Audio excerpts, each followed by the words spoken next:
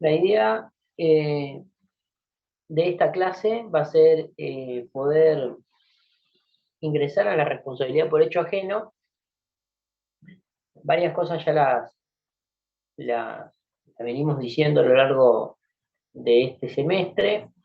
La idea es ir un poquito más con este tema que es muy importante, aparte de la práctica tiene mucha aplicación, y adelantamos para la clase que viene, estamos ya muy sobre la fecha este, del parcial.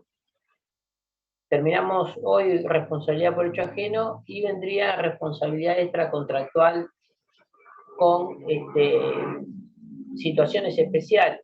Esto es responsabilidad eh, causado por los animales, el animal feroz, el que no es feroz o salvaje, eh, el de ruina del edificio y bueno, algunas otras situaciones particulares que tienen también una regulación en el Código Civil y que además este, son de aplicación práctica cotidiana, ¿no? Son todos estos temas que ustedes están viendo, son temas que se trabajan diariamente. Y como profesionales, ustedes como futuros profesionales van a trabajar con estos temas en materia de responsabilidad civil. Es quizás una de las fuentes eh, más importantes desde el punto de vista de la práctica. La responsabilidad contractual también es muy importante, pero fíjense que la responsabilidad extracontractual recae en todas aquellas situaciones en donde no hay o no es necesario que haya un convenio, ¿no? Siempre hablamos de ese deber médico de no dañar y ese incumplimiento eh, de ese deber genérico que termina vinculando a dos personas que no estaban vinculados previamente por un negocio jurídico contractual. Bueno, la idea de hoy es completar en esta responsabilidad por hecho ajeno la lectura del artículo también 1324. El artículo 1324 nosotros lo habíamos visto en la clase pasada desde varias perspectivas.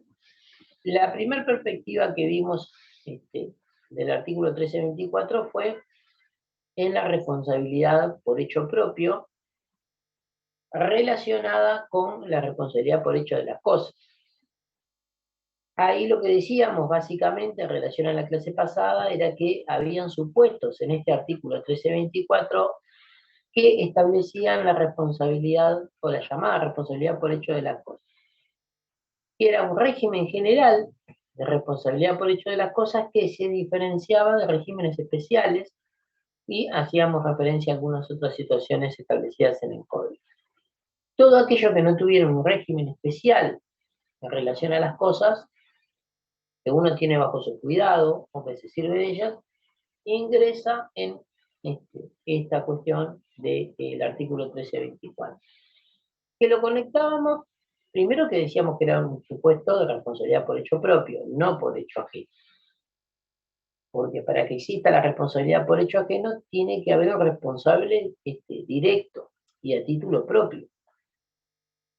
En este tipo de situaciones, responsabilidad por hecho de las cosas, eso no ocurría y por tanto íbamos a esta regulación que establecía la responsabilidad de la persona. Con varias particularidades del 1324. La primera era que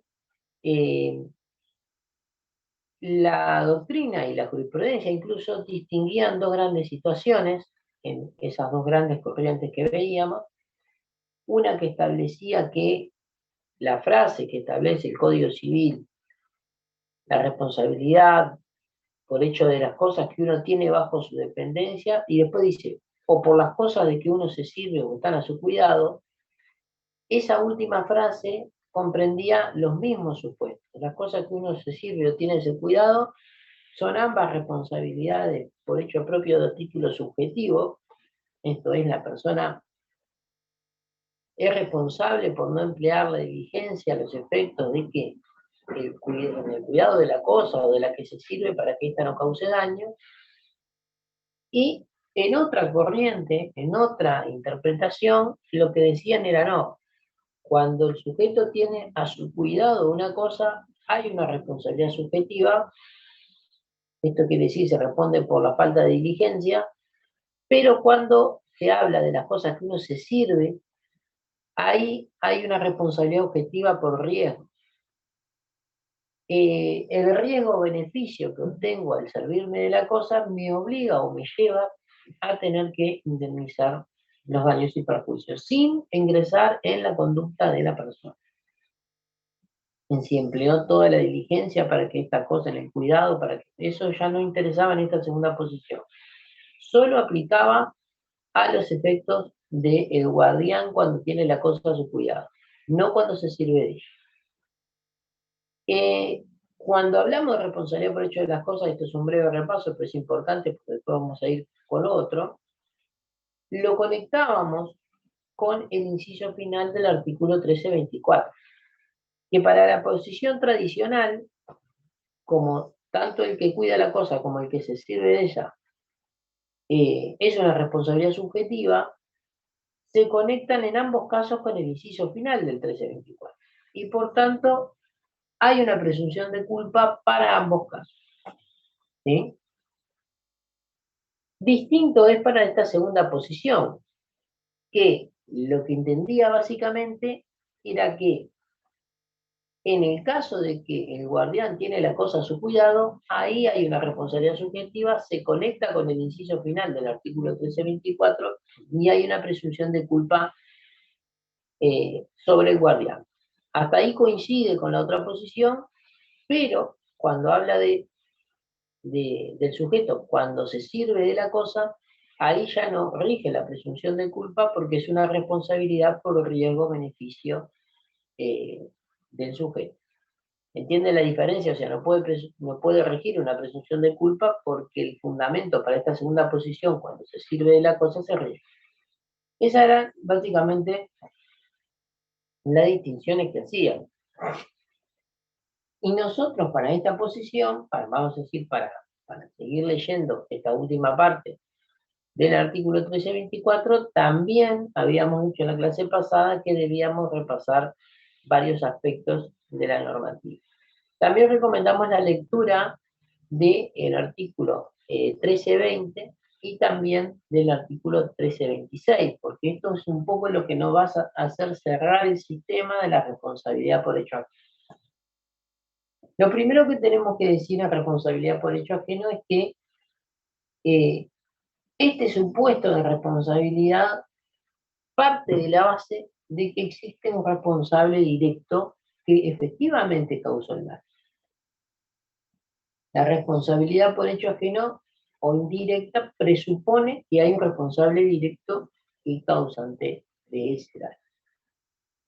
Luego, el sistema jurídico, en una interpretación actual, cuya finalidad es reparar daños a la víctima, termina por agregar a estos legitimados pasivos en el juicio de responsabilidad no solo al que causó el daño, sino a otros sujetos, como vemos en los casos del artículo 74. Lo que intenta hacer el codificador es que la víctima tenga más posibilidades de reparación. El artículo, no obstante, el artículo 324 se leyó de muchas formas. Ya vemos nomás en el inciso primero todo lo que pasó, pero se leyó de varias formas porque existieron diferentes interpretaciones respecto de cada uno de los supuestos. Para una primera posición, todo el artículo 1324 es una hipótesis de responsabilidad subjetiva, incluso la del hecho del dependiente. El empleador era responsable por los daños causados por el empleado por no emplear, o por decir, o no llevar adelante la culpa invigilando o indiligente. ¿Sí? Lo mismo pasaba con los padres, tutores, directores de colegio respecto de todos las personas a su cargo, sean mayores y si eran mayores de 10 años o no. Y acá venía varias cuestiones que luego, después la doctrina avanzando, fue interpretando en conjunto con los restantes artículos para dar una respuesta coherente al sistema y explicar adecuadamente qué es lo que quiso establecer el legislador en el artículo 1324.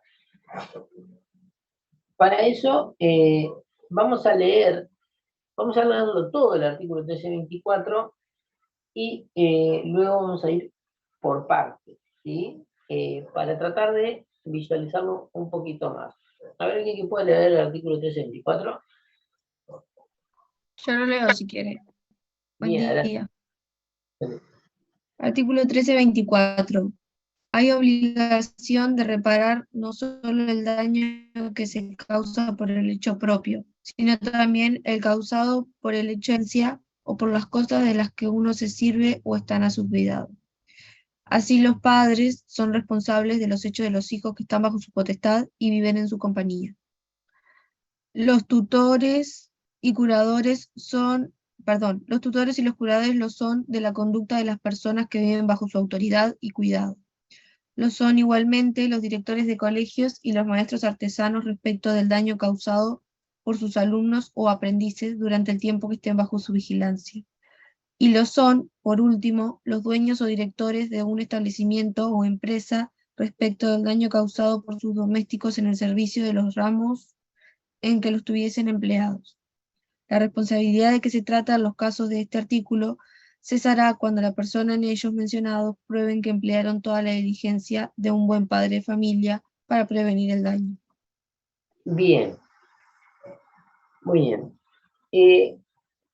Vamos a descartar primero, dentro de este artículo, todos aquellos supuestos que no son responsabilidad por hecho ajeno. Dijimos que se necesita, para que acaezca una hipótesis de responsabilidad por hecho ajeno, un sujeto responsable directamente y otro llamado responsable indirecto, que responde por el hecho de otro. Esto, la pregunta en principio, ¿esto pasa en todos los casos que leímos del artículo 1324? Ustedes ya están en condiciones de distinguir algunos casos que no. Esto pasa, la responsabilidad por hechos que no está en todo el artículo 1324, y sí o si no, No, porque porque respecto de los padres, lo que habíamos dicho, se debe tener en cuenta la edad.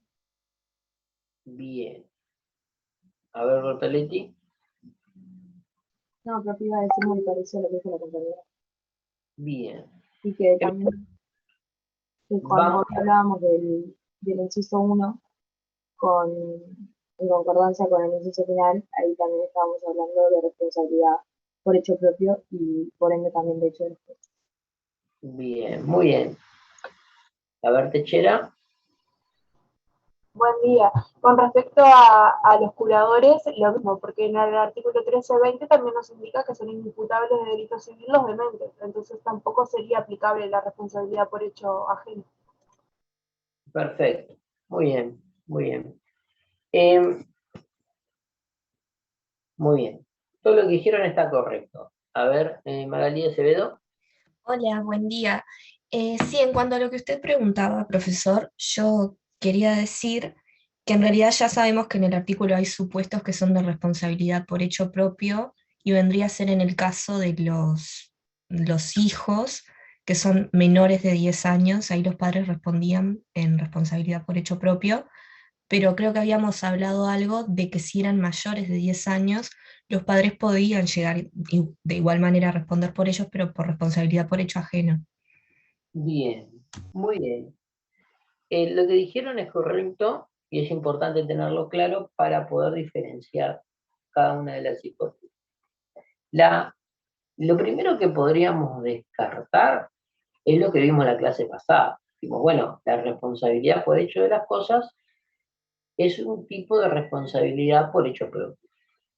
Ahí, esa parte del inciso primero del 1324, tendríamos que directamente descartarla en una hipótesis de responsabilidad por hecho ajeno. A veces incluso cuando ustedes tengan el juicio de responsabilidad y, por ejemplo, si les toca defender a una víctima, alguien que sufrió un accidente, y el típico caso, el empleado que manejaba la camioneta de la empresa, ustedes tienen la opción de hacer la demanda fundada entre la responsabilidad por hecho ajeno, y esto es, demandan el quien conducía el vehículo por hecho propio y por hecho ajeno al empleador, pero también está la posibilidad de la responsabilidad por hecho de las cosas, que en una posición tradicional van a tener a su ventaja la presunción de culpa, y en la otra posición, cuando, al servirse de la cosa, económicamente, podrían fundarla en la teoría de riesgo-beneficio. Eso más que nada dentro de un enfoque. Pero la responsabilidad estrictamente cuando se demanda por hecho de las cosas no es por hecho ajeno, ni sencillamente responsabilidad por hecho propio. Y la quitamos del objeto de estudio de esta clase.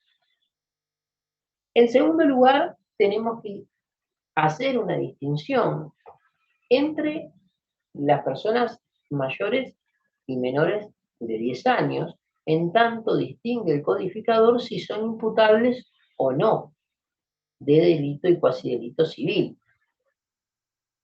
Y por otro lado, no me lo confundan, delito y cuasi delito civil, y por otro lado, no penal, y por otro lado, aquellas personas que no son capaces por ser declarada dementes o porque tienen a su cargo, por su propia incapacidad psíquica, de discernir, tienen la posibilidad de discernir lo que pueden y lo que no.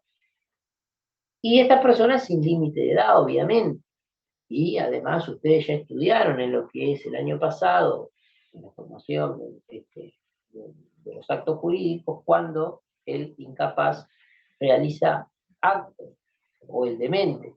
Recuerdan que se pueden incluso impugnar los negocios jurídicos que se efectuaron por una persona que estaba en un estado psíquico que no le permitía expresar la voluntad de forma consciente o libre.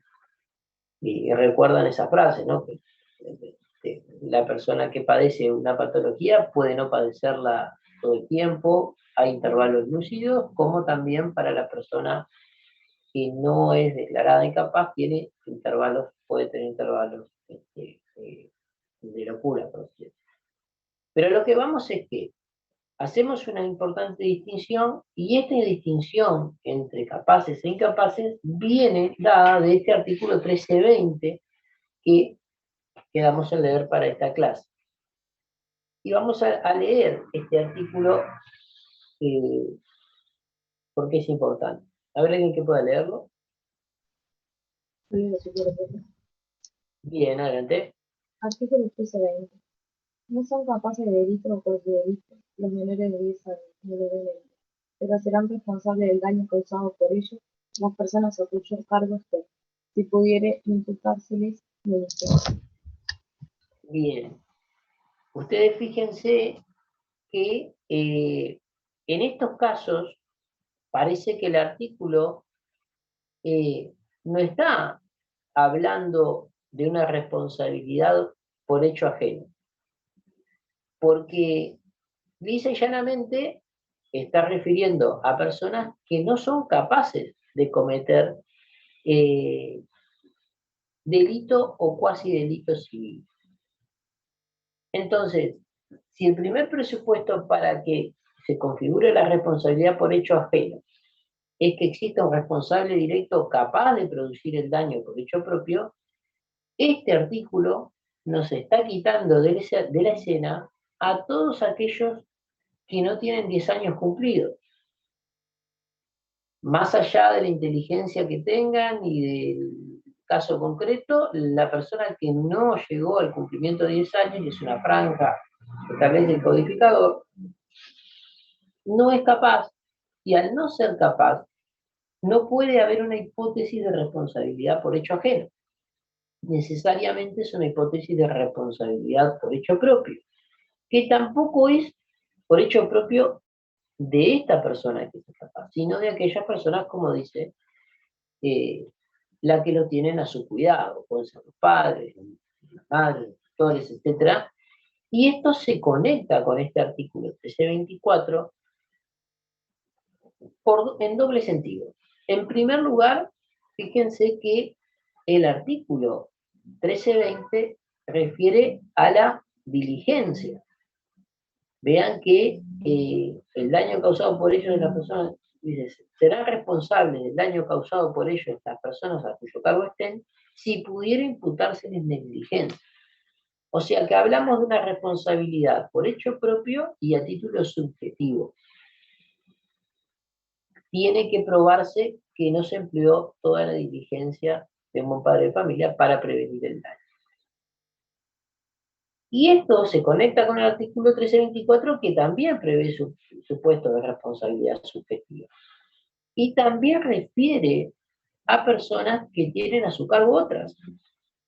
Vean que lo que leímos en el principio del inciso primero dice: hay obligación de reparar el daño, no solo el daño que causa por hecho propio, sino también el causado por el hecho de las personas que uno tiene bajo su dependencia.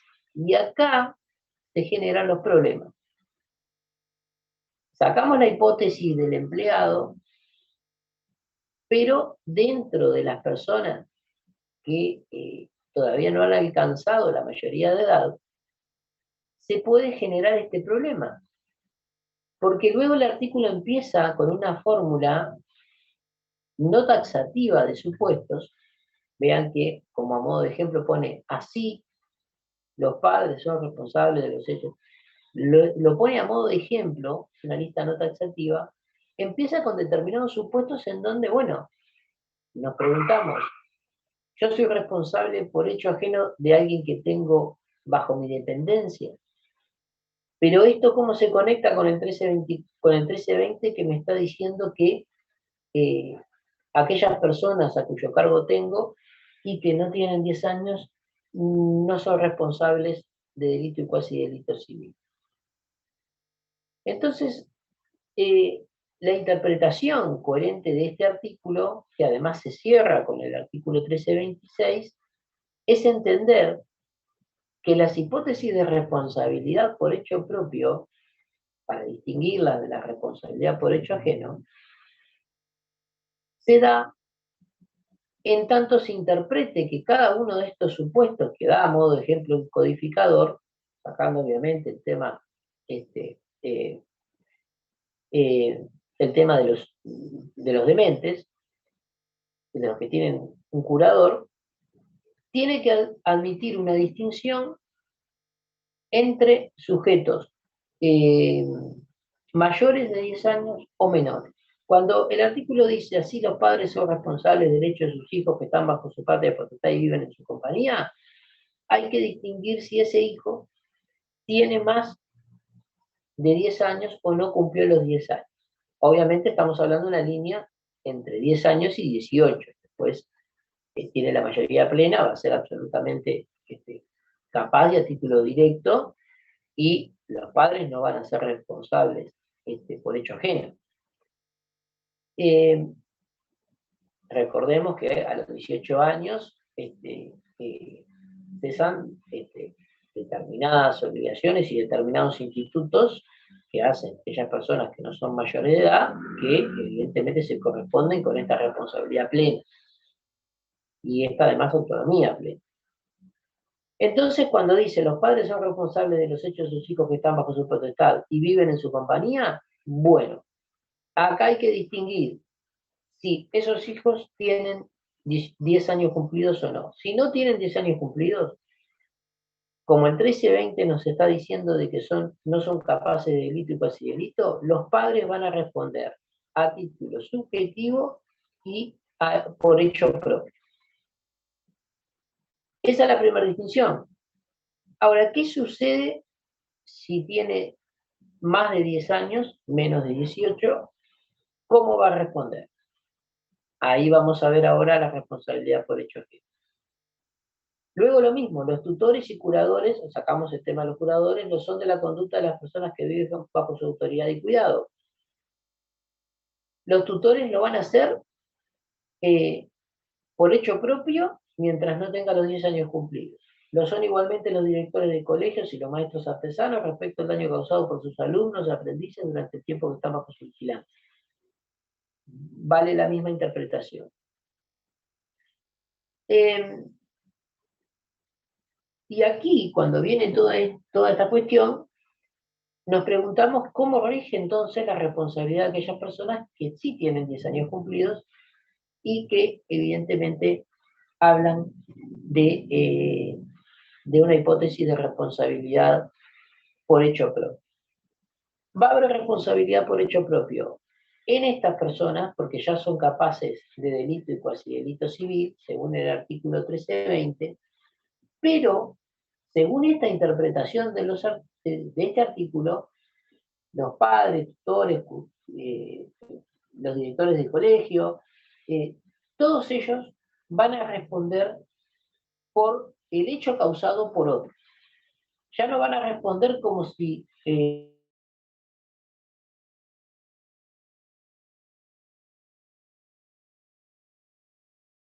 ¿Se cortó? Sí, se ve que sí.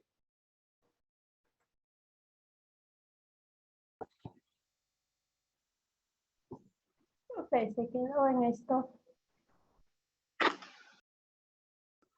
A ver, ¿ahí se escucha? Ahora sí. Ahora sí, Bien. profe. Bien. Se quedó Lo que- trabajando. Ya estos sujetos que enumera el artículo a modo de ejemplo, no van a responder por hecho propio. Como tenemos del otro lado una persona capaz de delito y cuasi delito civil, lo van a responder por hecho ajeno. ¿Por qué lo hacen? Bueno, la lógica sería entenderlo desde la víctima y entender que el legislador quiso establecer un mecanismo, vamos a decir, un sujeto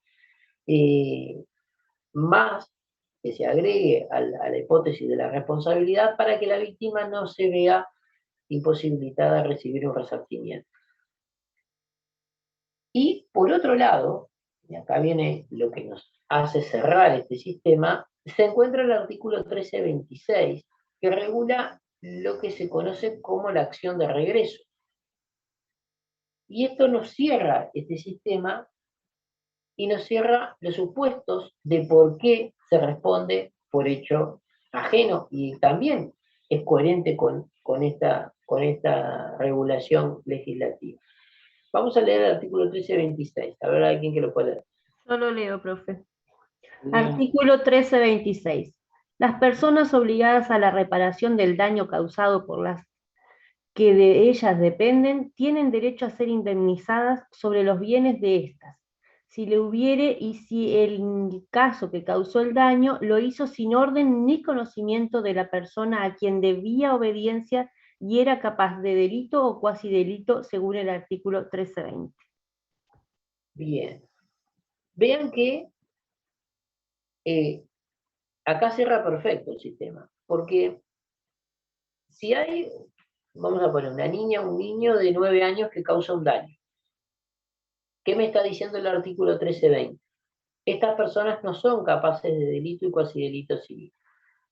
Como no son capaces de cometer el delito o cuasi delito, aquella persona que la tiene a su cargo, sea circunstancialmente porque fue a estudiar, o sea en su casa con sus padres, en esos casos van a responder estas personas que la tienen bajo su cuidado a título propio.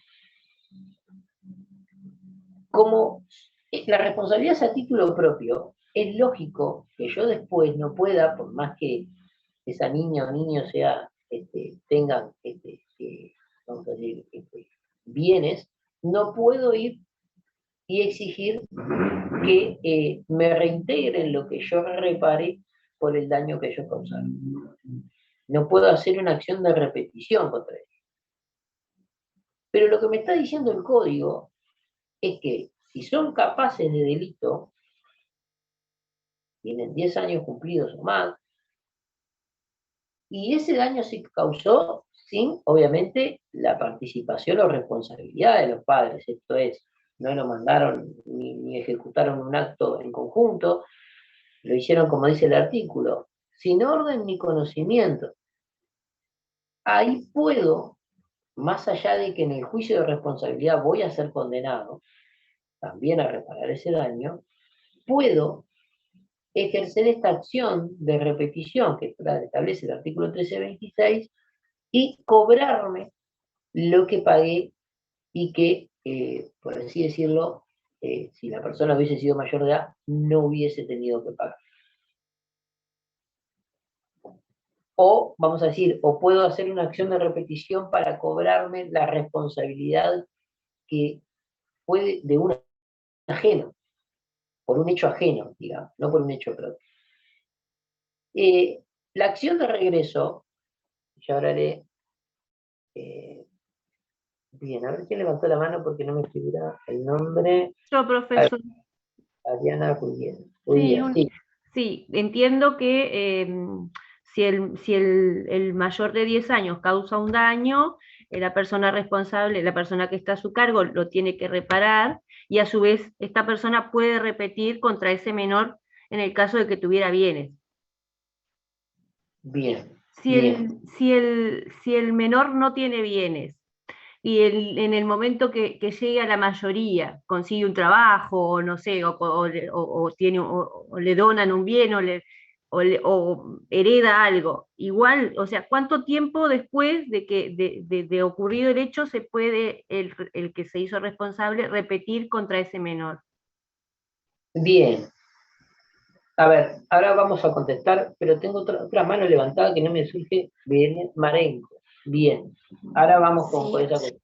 Bien, sí. Mi duda, o sea, es que la acción de regreso, o sea, es para ver si entendí bien, es cuando, o sea, el menor mayor de 10 años tiene que tener esa responsabilidad civil, pero como no tiene bienes, o sea, los padres a cargo de él actúan y después se da la acción de regreso cuando tenga algún bien para poder cobrarse de lo que no tenía en su momento.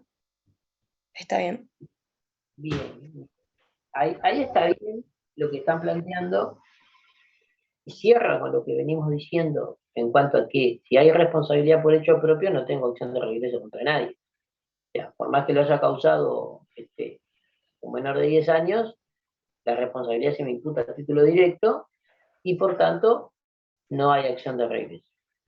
Cuando está la acción de regreso, en definitiva, vean que el artículo no establece el plazo de la acción. En ninguna parte del artículo, vean que dice las personas obligadas a la reparación del daño causado por las que de ellas dependen, tienen derecho a ser indemnizadas sobre los bienes de estas.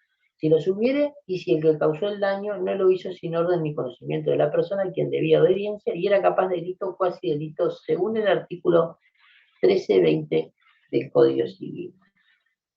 No establece el artículo un plazo para esta acción de regreso. No obstante, podríamos ir a los plazos generales que podrían ser aplicables a este caso concreto. Vean una cuestión. En primer lugar, tenemos que partir de la base de que toda acción o todo derecho prescribe y tiene un plazo para interponerse. Vean que responsabilidad extracontractual, ese plazo, ¿de cuánto es? 4 años. Cuidado. En ¿No eran responsabilidad... 10 años para que prescribe? Bien, en contractual son 10 años.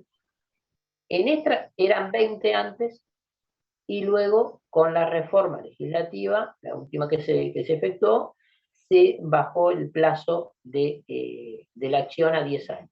Lo mismo pasa incluso con plazos de prescripción adquisitiva y, bueno, con otras cuestiones más. El plazo de la responsabilidad extracontractual. Tengo un accidente de tránsito. ¿Qué plazo tengo para accionar? 4 años. 4 años. ¿De dónde surge eso? Está bien, son 4 años. No recuerdo el artículo.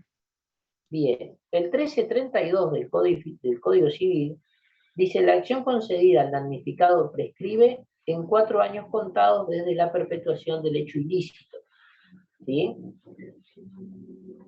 Y luego establece en definitiva bueno, lean la propia nota del Código Civil que refiere a los 10 años de la responsabilidad contractual. Esto es muy importante porque puede ser un error grave. O sea, tengan el código, si es un código anterior a las reformas, que sea lo actualizado, pónganlo en abajo, directamente colóquenlo. Entonces, una respuesta de buscar este plazo para accionar podría venir de este lado. Y poder accionar de esta forma. Ahora, ¿qué plazo existe para accionar, en este caso, contra los hijos? Porque hablamos también de hijos que son menores de edad. ¿Qué pasa si tiene bienes a la mayoría? El artículo es el 1332. Esto es para el chileno que estaba preguntando. Pero tengo alguien que Me entreveré con el tema de los plazos. 10 años son ¿para qué? para accionar por responsabilidad contractual. Parte contractual. Y los 4 son que prescribe la acción. Responsabilidad extracontractual, ¿no? Bien, los 4 son para accionar por responsabilidad extracontractual. Y ese plazo de 4 años se cuenta a partir del hecho ilícito. ¿Sí? Así que esto es muy claro, tiene que estar. El plazo de 20 años, bórrenlo directamente, estamos cerca del parcial, pero tiene que quedar claro. Para accionar por responsabilidad extracontractual, ustedes tienen 4 años que se cuentan a partir del hecho ilícito. El accidente ocurrió hoy, bueno, a partir de hoy se cuentan 4 años para que ustedes puedan accionar. Eso surge el artículo 1332. El artículo 1326, en cuanto a la acción de regreso, no establece un plazo, ¿sí? Generalmente, en materia de incapacidad, y esto verán ustedes en definitiva la interpretación que puedan darle, pueden haber diferentes opciones. La opción más lógica es establecer un plazo que es para accionar, que sea igual a la acción de la responsabilidad extracontractual para ejercer esta acción de regreso, y la minoría de edad, tengan cuidado con esta cuestión, porque ustedes vean que aquí una interpretación posible, y esto en definitiva es una cuestión importante, se establece generalmente por el codificador la posibilidad de accionar del menor de edad cuando él es beneficiado con ese plazo, no cuando lo establece el codificador, cuando es pasible de la acción. ¿Qué quiero decir con esto? Recordemos en materia de vicios de consentimiento, cuando la persona es incapaz y tiene ese plazo de 4 años para accionar. Ese empieza a computarse ¿desde cuándo? Bueno, puede ejercerlo, o lo pueden ejercer los padres por él, o, vamos a decir, con la asistencia, con la complementación de la voluntad de los padres, o lo puede hacer desde la mayoría de edad. A ver, Teseira, que está participando. Sí, buen día, profesor. No me quedó claro los plazos, sí, pero tengo una pequeña confusión con respecto a los padres hacia los hijos, o el tutor en su momento hacia ese menor. El plazo para poder restituir o sea, poder cobrarse, vamos a decir, de la situación. Bien, a ver, las respuestas por este lado pueden venir o por aplicación. En primer lugar, lo que va a tener en definitiva es una acción de regreso. Lo que tenemos que ver en definitiva es qué plazo aplicamos o qué respuesta damos a esta cuestión. Una respuesta puede venir dada directamente de entender que es una acción personal que tiene contra el hijo, por ejemplo, y esa acción personal, como tal, va a tener el plazo que rigen para las acciones personales. Y acá aplicaríamos este plazo que existe en la responsabilidad contractual, ¿sí? Otra acción, otra respuesta está en dar este mismo plazo en el régimen de la responsabilidad extracontractual. El problema que tenemos acá, con este plazo de los 4 años que establece en la responsabilidad extracontractual, es que, en definitiva, no se trata, en principio, vamos a decir, la acción no se funda en un hecho ilícito que me causó un daño, sino que, en definitiva, la acción de regreso es un derecho que me da el sistema jurídico para luego poder accionar. O sea, la respuesta que vamos a decir, correcta, a mi modo de ver, por lo que veo, es este plazo fundado en la acción personal que me da para ejercer la repetición. Muchas gracias. Vean que es el artículo 216 el que establece, porque ¿qué pasa? En materia de responsabilidad extracontractual tenemos el 1332 que habla de el plazo para accionar, que tiene el damnificado frente a quienes causaron el daño o frente también de aquellas personas que son garantes, ¿sí? Eso por un lado. Pero acá la situación es diferente, porque lo que hace en definitiva este 1326 es otorgarme una acción personal, una acción que puedo ejercer para obtener un resarcimiento de algo que pagué por otro. El régimen general está en el artículo 1216, que es el que se aplica, ¿sí?, para la responsabilidad contractual. La responsabilidad contractual no tiene un artículo como el 1332 que específicamente regula el plazo de 4 años para estos casos, sino que lo toma del régimen general de prescripciones, y en el 1216 dice: toda acción personal por deuda exigible se prescribe por 10 años, sin perjuicio de lo que al respecto dispongan las leyes especiales. O sea, que si hay una acción personal, pero le establecen un plazo menor, vamos a sacar ese plazo menor. Y luego el tiempo comienza desde que la deuda sea exigible.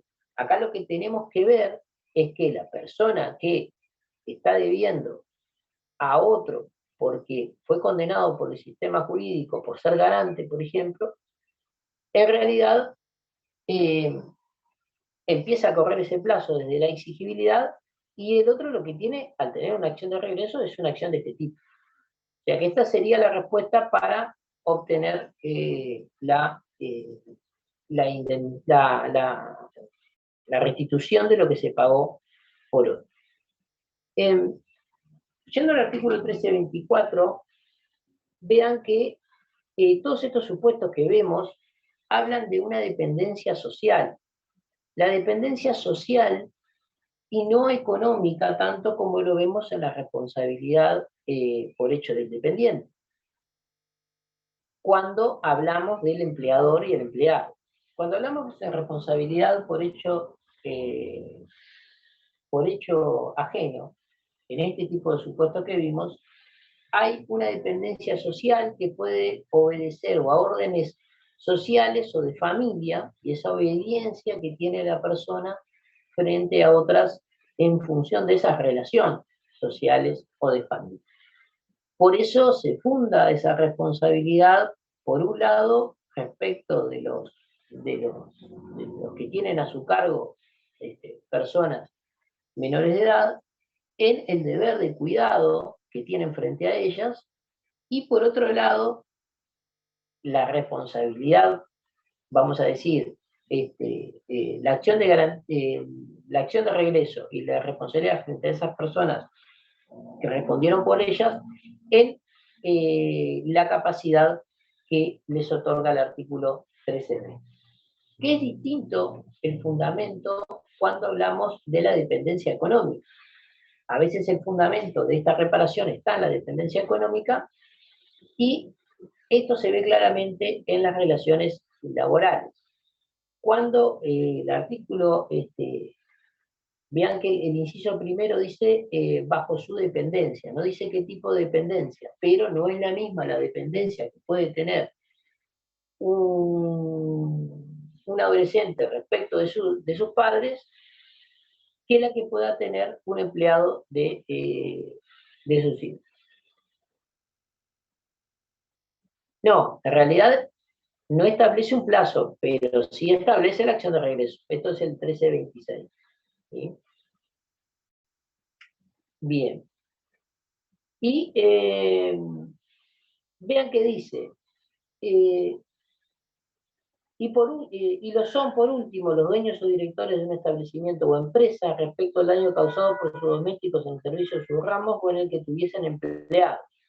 Es una norma que hoy en día nadie duda en vincular con la responsabilidad de todo empleador y que se ve claramente en los juicios de responsabilidad.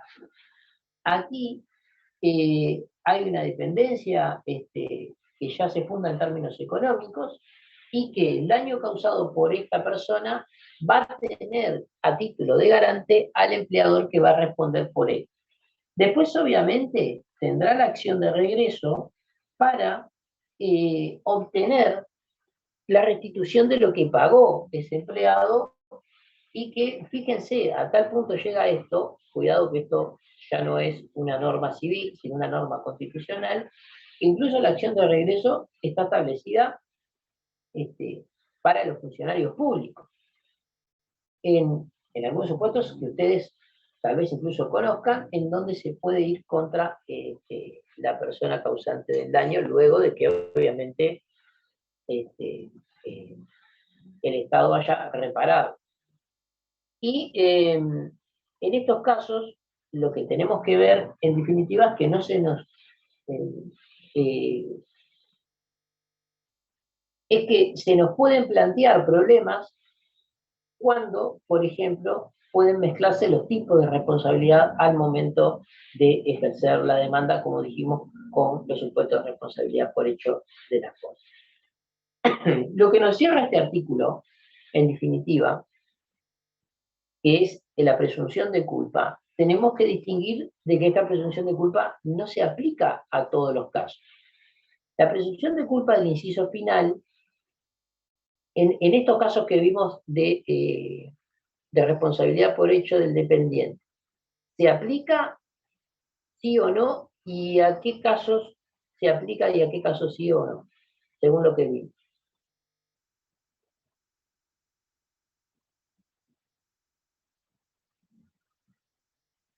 Ya vimos que el inciso final de responsabilidad por hecho de las cosas se aplica en la versión tradicional a todos los supuestos, en la otra versión solamente al guardián que tiene a su cuidado la cosa. Pero no se sirve de ello. Y en estos casos que vimos, ¿esta presunción de culpa se aplica o no?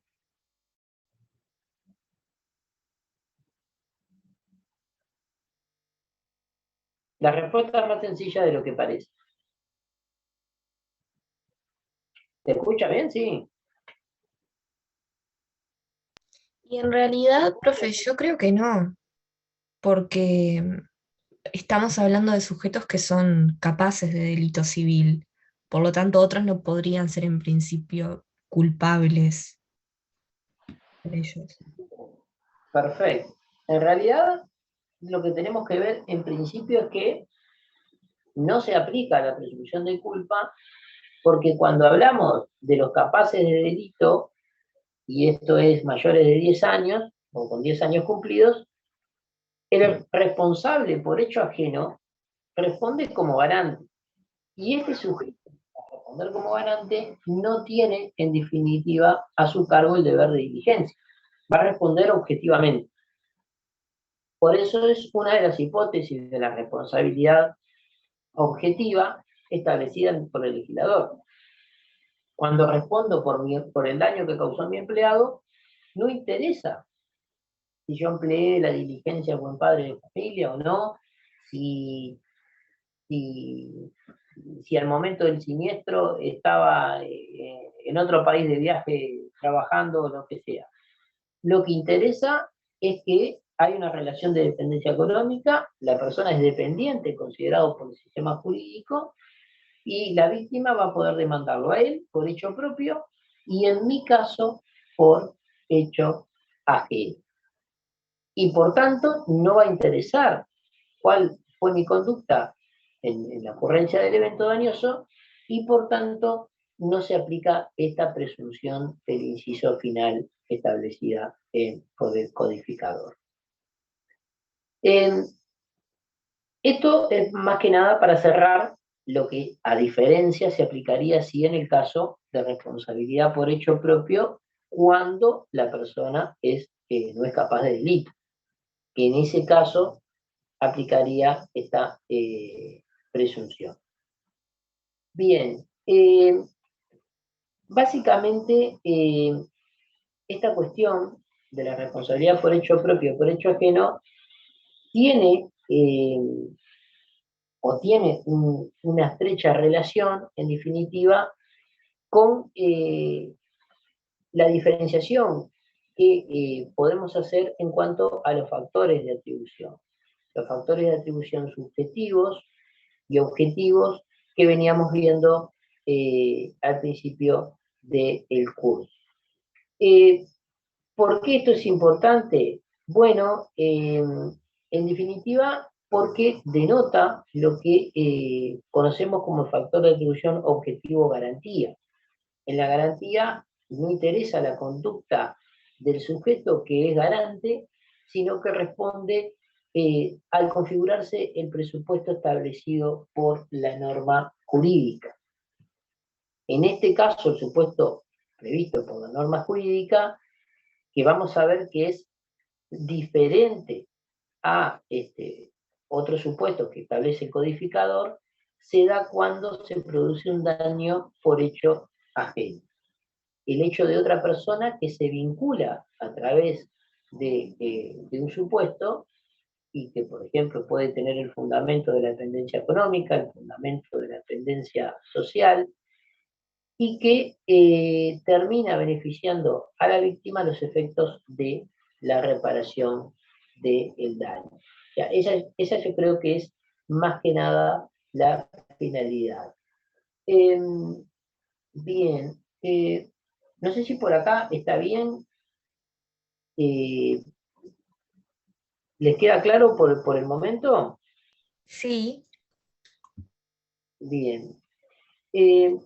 Más que nada, después otra cuestión que también es importante, lo que tenemos que distinguir, que también lo visualiza el artículo 1326, es que para que proceda esta acción de regreso, que se otorga a aquel sujeto que no causó el daño y que responde por otro, por el responsable directo, es que no haya tenido participación en este hecho dañoso. Evidentemente la persona responde por ser garante, pero no por ser partícipe. Y esto es importante porque puede aparejar una hipótesis de concurrencia de culpas eventualmente, y aquí ya descartamos la responsabilidad por garantía, o que haya participado directamente u ordenado a ese dependiente a que causara el daño, lo que ya aparecería también una hipótesis de dolo. Todo esto descarta la responsabilidad de garantía y lo hace partícipe y por tanto responsable a título directo. Esto es importante porque descarta asimismo lo que se relaciona con la acción de regreso y surge del propio artículo 1326. Vean qué dice. Bueno, sobre los bienes de esta, si les hubiere, y si el que causó el daño lo hizo sin orden ni conocimiento de la persona a quien debía obediencia y era capaz de delito cuasi delito civil. Se tienen que dar esas dos hipótesis para que proceda esta acción de regreso. Y la acción de regreso obviamente se fundamenta en una responsabilidad por hecho ajeno. Bien.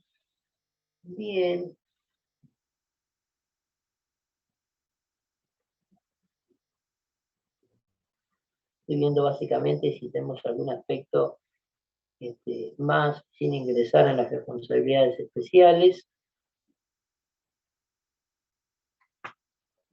que sería lo que va para la clase que viene. Pero bueno, yo creo que andaríamos por acá esta cuestión. Porque fuimos demasiado rápido. Profe, entonces la clase que viene no vamos a tener repaso. Lo vemos con el profesor, seguramente haya una instancia de repaso. Ustedes recuerden que creo que para el parcial pasado tuvimos una, que no fue toda la clase, pero fue una parte de la clase, ¿sí? Ahí es importante que evacúen todas las dudas que tengan al respecto, que puedan ustedes plantearlo. Anótense en estos días, entre hoy y mañana, las dudas que tengan. Y bueno, básicamente la bibliografía ustedes ya la tienen. Los temas que van viendo ahora últimamente son los que van a estar más frescos, por así decirlo. Y además, ya conocen la metodología de cómo viene el tema del parcial. También otra cuestión importante es que puedan diferenciar toda esta última parte que ustedes vieron, ya entran en cuestiones especiales de la responsabilidad contractual y extracontractual, que puedan tener claro esas cuestiones. Lo del plazo, por ejemplo, que hablaban de tener el código actualizado al respecto, y que puedan diferenciar lo que son las hipótesis en cada caso. En lo que vieron conmigo la clase pasada, la responsabilidad por hecho de las cosas, recuerden y traten de diferenciar los supuestos. Es importante esas últimas dos corrientes que les decía. También es importante que puedan diferenciar cuándo opera una responsabilidad objetiva de subjetiva, y lo mismo corre para todos los demás temas. Si quieren incluso aprovechar, lo estoy viendo básicamente sin entrar en Profe, lo de las dos corrientes fue lo último que dimos, que había una posición subjetiva, una objetiva, y después estaba la tercera, que era como una confusión de las dos, lo del factor de riesgo. La objetiva era la que establecía Peirano, pero esa posición hoy en día no tiene recepción, ni en doctrina ha tenido más recepción, y en jurisprudencia no se aplica. O sea que en realidad lo importante que ustedes, la mencionamos porque fue importante en su momento, pero hoy en día lo importante que ustedes no pueden dejar de saber es la posición, tal vez por así decirlo, subjetivista tradicional, la que hoy en día puede entenderse hasta incluso puede ser mayoritaria en jurisprudencia, tiene un fuerte respaldo en doctrina, que es la que entiende en responsabilidad por hecho de las cosas, de que uno se sirve o están a su cuidado. En definitiva, son las dos hipótesis de responsabilidad subjetiva. Y se conectan con el inciso final, que es la presunción de culpa, y es la que establece que el guardián, ¿sí?, tiene a su cuidado, a su deber, emplear toda la diligencia debida para que esa cosa no cause daño. Lo que pasa que acá se daba esa cuestión de que veíamos de que la guarda no podía ser acumulativa, sino que tenía que ser, podía ser sucesiva, pero no podían ser dos personas guardianes al mismo tiempo, porque el poder de control de esa cosa efectivamente lo tiene uno solo de ellos. Pero bueno, tiene muy buena recepción, y además, ¿se acuerdan que planteamos el caso Mansilla, que fue el del siniestro de tránsito? Repásenlo en el tratado, está muy claro.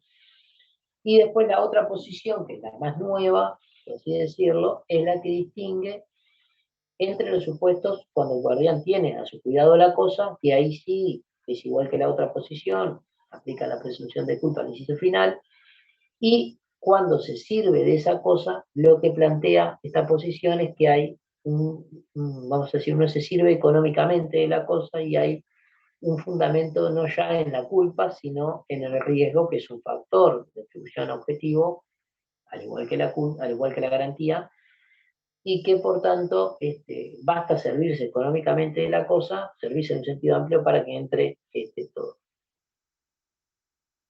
Bien. Veo que Victoria escribió. Victoria, ¿quería decir algo?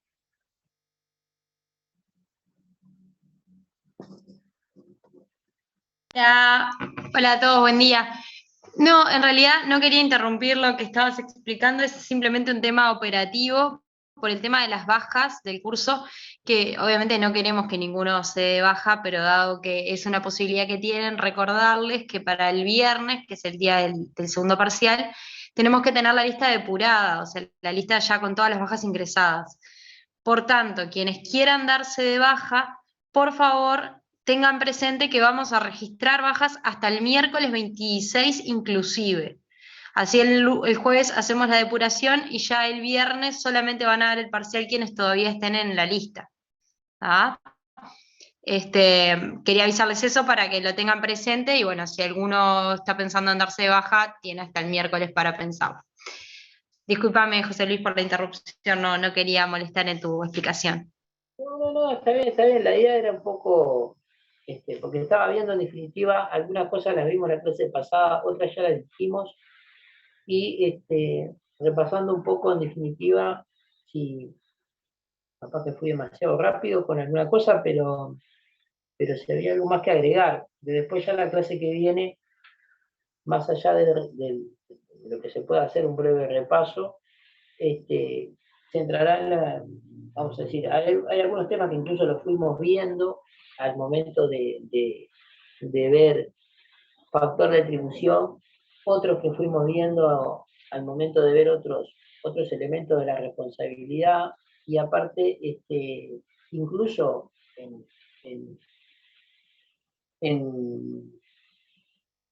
por ejemplo, en teoría de la causalidad, cuando vimos el elemento de la causalidad, que eso, Victoria, aquí me lo diste tú, también estaba la hipótesis de algunos de los supuestos que vamos a ver la clase que viene en responsabilidad contractual especial. Entonces, claro, sí, me acuerdo, incluso ahora que estaba viendo el 1327, el de ruina, pero no, el que se caen, las cosas que se arrojan y caen del edificio, estaba viendo, me estaba acordando de eso. Bien, no sé en qué andamos, pero a ver. No sé, Victoria, si querías decir algo. Respecto respecto a la próxima clase, eso que vamos a estar viendo las responsabilidades especiales, y en cuanto a lo que mencionabas del 1327, que es bien interesante, vamos a dar un breve paneo de lo que es la responsabilidad del arquitecto, porque bueno, es un régimen que se modificó hace un par de años, y bueno, tal vez en la bibliografía no lo tienen del todo actualizado, entonces la idea es darles por lo menos una referencia de esta particularidad de la responsabilidad del arquitecto, constructor y demás, que están en 1844. Nada más que eso. Bueno, buenísimo. No, estaba bichando. Bueno, quedaríamos medianamente por ahí. Y bueno, para la clase que viene vemos eso antes del parcial. Y bueno, recuerden lo de la baja que dijo la profesora, los que tengan que darse de baja al respecto. Vamos cerrando entonces la clase. Nos vemos en la clase de hoy. Muchas gracias. Hasta el miércoles. El miércoles, profe. Gracias, profesor, hasta el miércoles.